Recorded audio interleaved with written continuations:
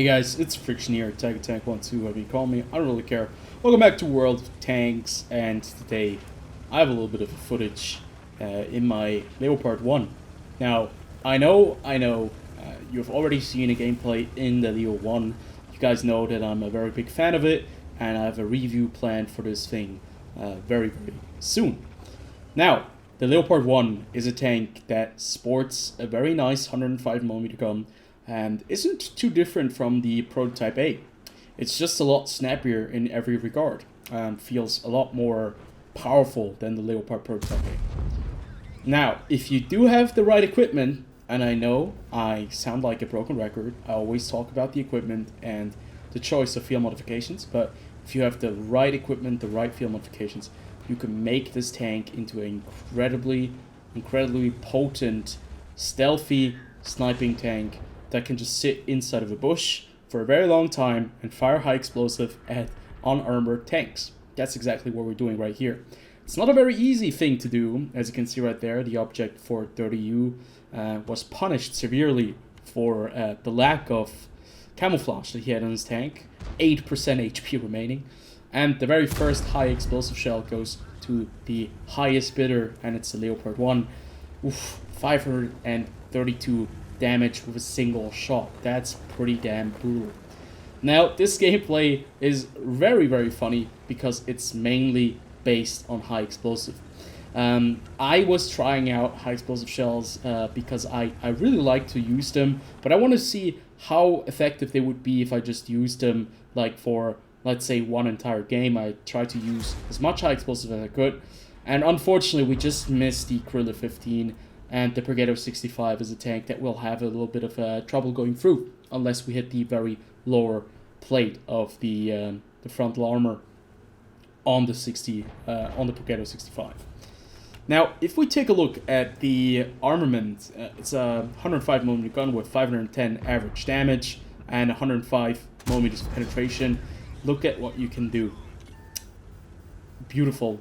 105mm of penetration. Shell velocity is amazing. 1,173 meters per second. And we just smacked the Kranwagen for 495 damage in the side armor. That's something you can really not do in a lot of tanks. And that's what makes this vehicle so much fun. Now, if you have the right equipment, you can just sit in this bush. That is something that not every single tank can do, and that is a very powerful tool to have. If you know what you're doing, you can basically use any bush as incredibly stealthy, what would you call it, like ambushes. And that's just the beauty of this tank. Generally speaking, I'm a big fan of German medium tanks in World of Tanks. I think they're all very enjoyable. They're all kind of underrated in their own way, and some of them have like very neat features. The Leopard line is very good with high explosive shells, and they have decent mobility most of the time. At the end, very good mobility, and they have very capable guns. Now with the E50M line, you'll get medium tanks that have armor like heavy tanks, but at the same time you can also ram things because you weigh a lot. The guns on those tanks usually aren't too bad either, but they're not on the same level as with the Leopard 1. This L7 gun is just really good. It's a DM11. I'm not really sure if it's the ammunition type or if it's the gun. But either way, sometimes you need to play smart. And this is the topic of today's video. Sometimes you just need to have a little bit of patience. You can see, currently, this map is partitioned into two parts. We have the north, that's our part. Exactly in the middle, you can go from beach to the lower grounds, to the higher grounds, all the way to the hedges. And you can see that there's a front line going through the entire map for the E line. And sometimes players do not have that kind of patience. Now with the Leopard, this is a tank that really rewards patient behavior and when you're attentive. Right there we hit the Leopard 1 for 481, but we switch over to APCR because we really need to kill this Leo 1. He is now in a position where he can perma-spot us, and we'll have to be careful that we do not get hit by the Gorilla or the T-57 Heavy, because the Progetto 65 on our team right there was decimated, annihilated with 2 shells in a very quick manner.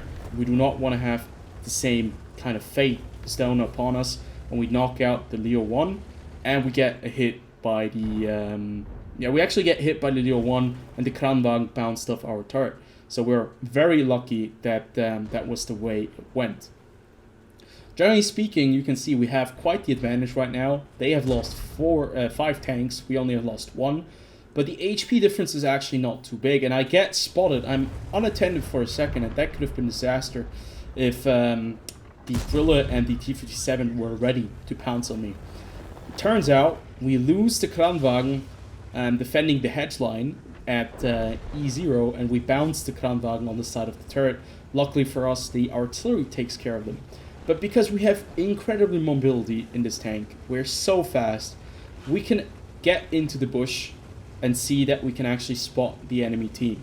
So we fall back, we reposition, and we take another bush, and we wait to see if something moves. This is something that you can do in some tanks, but it's also very limited at tier 10, especially with this kind of accuracy. You do trade in all of your armor though, so if you have enough high explosive, you can make this tank have a horrible game, but at the same time, you can pretty much get completely annihilated by a Leopard 1 that has your side or your front and is sitting somewhere in the bush that you cannot spot. So I think it's all fair and square. I'm waiting for the 1-2-1. I know that he's somewhere over here. I'm making my move. I know that this bush is going to give me a little bit of protection. We spot the 1-2-1, put 1 shot into him, and we track him, and he gets hit by artillery and the Kranwagen behind us, giving us an additional 800 damage assisted, which is very, very nice. And now we're just waiting for the 1-2-1 to move up again, and for the other tank, I think it's an E4, to actually make an appearance. What is really funny by this point is that they started to complain in the chat about the lack of tanks on the beach, and I actually responded in kind that I don't understand why anyone would go to the beach, because beach doesn't have a lot of positives about it. You usually get bogged down, it takes forever to get back up again, and when you're down there you have minimal impact on the game, because most of the time the battle up here is finished. There are only a very few instances where a beach push has worked, and that's when very fast and aggressive heavy tanks in a platoon most of the time go right through and destroy everything, but most of the time it just takes too long and it's very easy to counter. You can also see that we just have a TVP, T50-51, who really wanted to have an impact on the game, decide to YOLO the Gorilla 15, manages to do so, but at the same time gets absolutely annihilated by the T-57. So we keep in mind he's fired 1 shot, he fired another one, so he has 2 more shots remaining. We can take both of the shots, trade it in for the damage that we can have right here. I pop out, I do take 1 hit, and I hit him once, but it's fine. The artillery takes care of him, or the Kranwagen, and we're now at 1000 HP, and we have dealt almost 7,000 combined. So right now it's about cleaning up. It's about nuking the Leo 1 and getting the artillery and getting the Kranwagen. But generally speaking, I think this game has shown that when you have your own pace, you play by your own rules, and you don't take any kind of pressure from your team, you'll play a lot better than when you constantly are getting bogged down by players on your team. Because in the end, you're controlling your tank and nobody else. The TVP was a bit upset that the medium tanks were too passive. His suicide rush wasn't necessary, but it obviously allowed him to get more damage. And he was very upset with the fact that I was firing high explosive armor. He found it funny. Now, obviously, that hurt my pride, so I had to tell him that I did at least twice the amount of damage. I was very, very assured of that, and in the after-game stats, I saw that he had 2,000 damage. and nobody makes fun of my high explosive shells on the Leo 1. And his response is always funny. You will have sucked twice the cocks as well. Well, funny banter in World of Tanks. It's all good. And we win this game. We do 7,000 damage combined, and we manage to pretty flawlessly use high explosive up until the last couple of tanks.